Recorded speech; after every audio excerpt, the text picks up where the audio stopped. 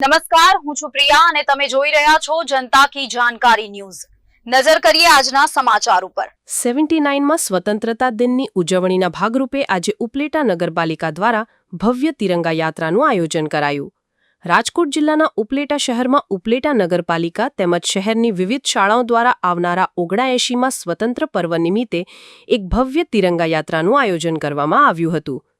આપણા દેશમાં પહેલગામ હુમલા બાદ દેશના વીર જવાનોએ જે બહાદુરી બતાવી દેશના દુશ્મનોને ઘરમાં ઘૂસી વળતો જવાબ આપ્યો, તેવા વીર સપૂતોને વીરતા અને બહાદુરીની પ્રશંસાના ભાગરૂપે તેમજ દેશના વીર જવાનોની શહીદીને શ્રદ્ધાંજલિના ભાગરૂપે આજે ઉપલેટા શહેરના બસ સ્ટેન્ડ ચોકથી લગાવી વિવિધ રાજમાર્ગો પરથી પસાર થઈ ગાંધી ચોક સુધીની વિશાળ તિરંગા યાત્રાનું આયોજન કરવામાં આવ્યું હતું, જેમાં ઉપલેટા નગરપાલિકા પ્રમુખ, ધોરાજી ઉપલેટાના ધારાસભ્ય, તમામ શાળાઓના બાળકો, શિક્ષકો, નગરપાલિકા સદસ્યો, ઉપલેટા પોલીસ જવાનો તેમજ શહેરના વિવિધ સમાજના અગ્રણીઓ, રાજકીય સામાજિક આગેવાનો સહિતનાઓ બહોળી સંખ્યામાં ઉપસ્થિત રહ્યા હતા।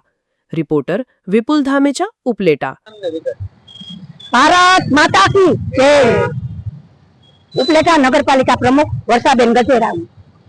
આજે આપણા 79માં સ્વતંત્રતા દિવસ ઉજવણી અંતર્ગત આજે આપણે ત્રિરંગા યાત્રાનું આયોજન કરેલું।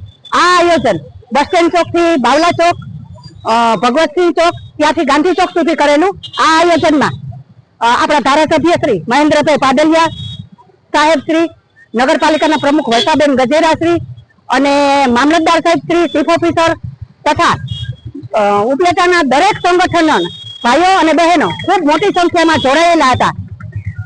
આ આયોજન નગરપાલિકા અને બધી સ્કૂલ। જયેશ ત્રિવેદી, ઇન્ચાર્જ રાજકોટ જિલ્લા ત્રિરંગા યાત્રા।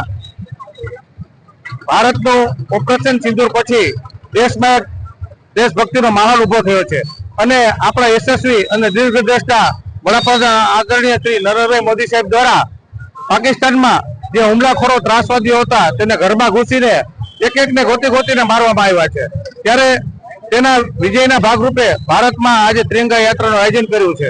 તો આજે ઉપલેટા નગરપાલિકા, ગુજરાત સરકાર અને ઉપલેટાની સ્કૂલો, વિવિધ સ્કૂલો, ઉપલેટાના પ્રબુદ્ધ નાગરિકો જોડાઈ અને ત્રિરંગા યાત્રાનું આયોજન કરવામાં આવ્યું હતું। આ ત્રિરંગા યાત્રામાં ઉપલેટા નગરપાલિકાના